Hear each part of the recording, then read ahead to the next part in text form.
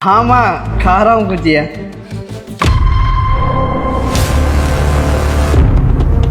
Madam जी, आपने क्या किया? खाने के ऊपर लात मार दिया आपने। बकवास कर रहा है तू मेरे से। एक तो तू काम के टाइम पे यहाँ पे खाना बैठ के खा रहा है, ऊपर से कॉल पे बात भी कर रहा है। इसी चीज की तनख्वाह मिलती है क्या तुझे यहाँ पे? माँ, हम करते हैं। कौन दे इधर?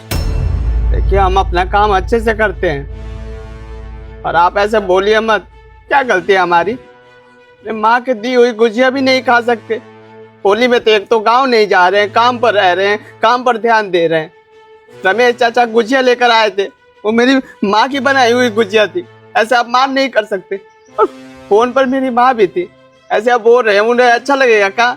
आप ही बताइए। हम अपने परिवार के लिए काम करते हैं और हमारी परिवार की इज्जत नहीं करें। ये गुजिया को लात मार के ना, मेरी नहीं मेरी माँ की बेइज्जती करिए आपने। अबे वो 2 कौड़ी के सिक्योरिटी का मेरे सामने तो बकवास करने की जरूरत नहीं है। अगर तू होली पे गाँव नहीं जा पा रहा तो मेरी गलती है। हाँ, और तुम जैसे छोटे लोग होली मनाकर करोगे ही क्या? हाँ, वेस्ट है उस दुनिया में तुम लोग। और वैसे भी यहाँ पर काम करने की तो तनख्वाह लेता है, तो तुझे काम पे ध्यान देना चाहिए। अगर काम के दौरान तू ऐसे फोन पे बात करेगा और तेरी पीठ पीछे इस कंपनी में कोई चोर घुस गया और हमारा महंगा सामान चोरी करके चला गया, तो उसकी भरपाई कौन करेगा? तू करेगा या फिर तेरी माँ करेगी? हाँ, माँ के बारे में कुछ मत बोलिए, समझे?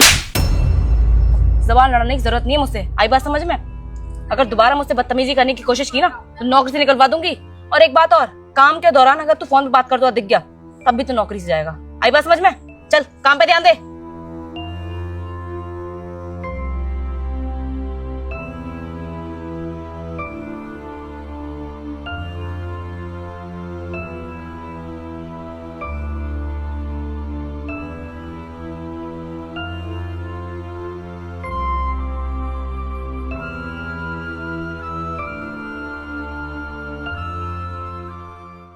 ओए, तू इस कंपनी का बॉस है ना?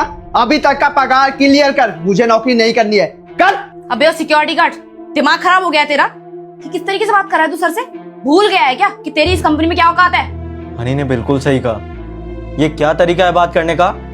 क्या मैं रीजन जान सकता हूँ? अब वजह जानना चाहते हैं साहब तो सुनिए। हाँ माँ, खा रहा हूँ गुजिया।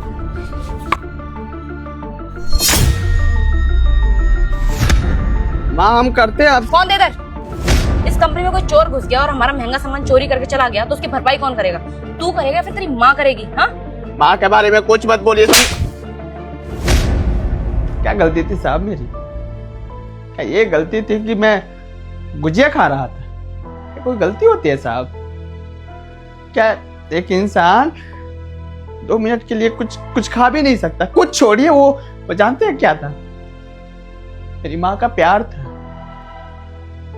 रमेश चाचा मेरे लिए गुजिया लाए थे, मेरी माँ अपने हाथों से बनाई थी। पहला निवाला मेरे मुंह में नहीं गया है, लात से मार दी। खाने वाली चीज को लात से मार दी साहब, मेरे लिए बहुत बड़ी चीज है वो। और एक बात बताइए, होली आ रही है ना, आपसे बोल भी रहा था कि साहब पिछले साल भी नहीं गया था और इस साल भी होली में गाँव नहीं जाऊंगा। क्या आप बोले कि काम है, नहीं जा सकता? देख ले, आपकी बात को नजरअंदाज नहीं किया, बोला कि ठीक है साहब, काम कर लूंगा। अब आप ही बताइए साहब, मैं कमाता किसके लिए हूं? घर के लिए, परिवार के लिए। इन्होंने गुजिया पर लात मारकर मेरा या खाने का अपमान नहीं किया, मेरी माँ का अपमान हुआ है। अपनी माँ का अपमान नहीं सह सकता, नहीं सह सकता। साहब मुझे इस कंपनी में जॉब नहीं करनी है, पगार दे दीजिए, मुझे जाना है साहब, नहीं काम करनी है मुझे। सर ये झूठ बोल रहा है, प्लीज आप इसकी बात पे विश्वास मत करना। मैंने ऐसा कुछ भी नहीं किया।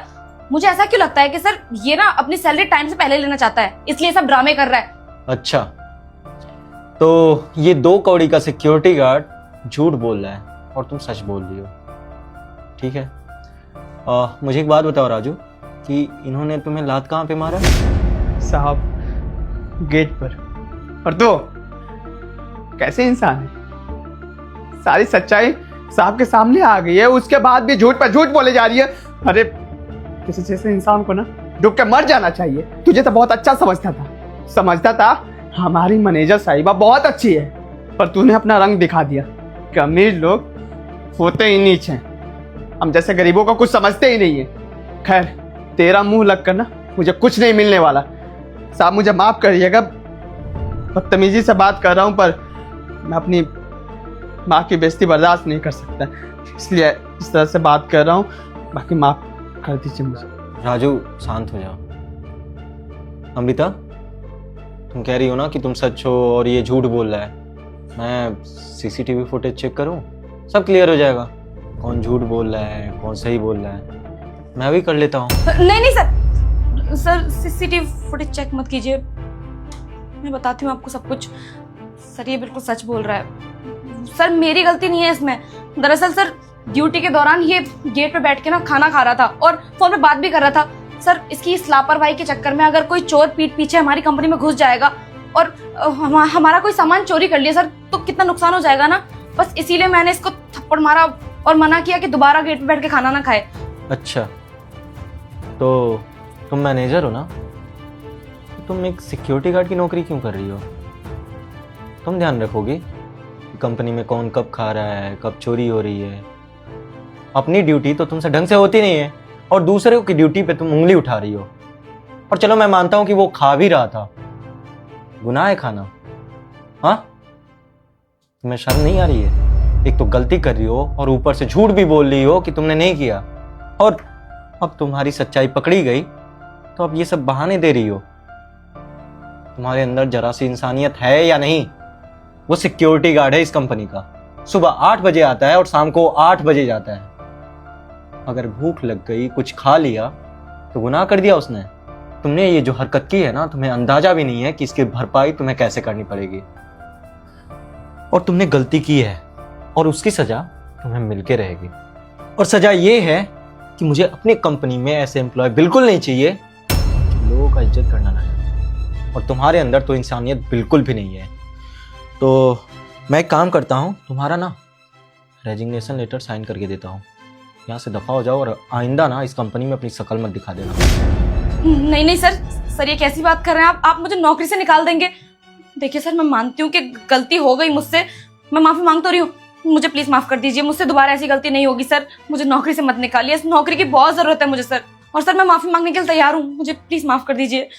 बिल्कुल सही कह रही हो, माफी तो तुम्हें मांगनी पड़ेगी और अभी मांगोगी। माफी मांगने के बाद यहाँ से जाओगी। से सॉरी टू हिम। जी सर। सुनो राजू, मुझे प्लीज माफ कर दो, मुझे तुमसे इस तरीका का बर्ताव नहीं करना चाहिए था। I am really sorry sir. देखिए मैंने माफी मांग ली, अब मुझे नौकरी से मत निकालना सर। हनी, मुझे कुछ नहीं सुनना है, तुम निकलो यहाँ से। और तुम्हारा जितना भी हिसाब है ना, सब क्लियर करके ना तुम्हारे अकाउंट में चला जाए। निकलो।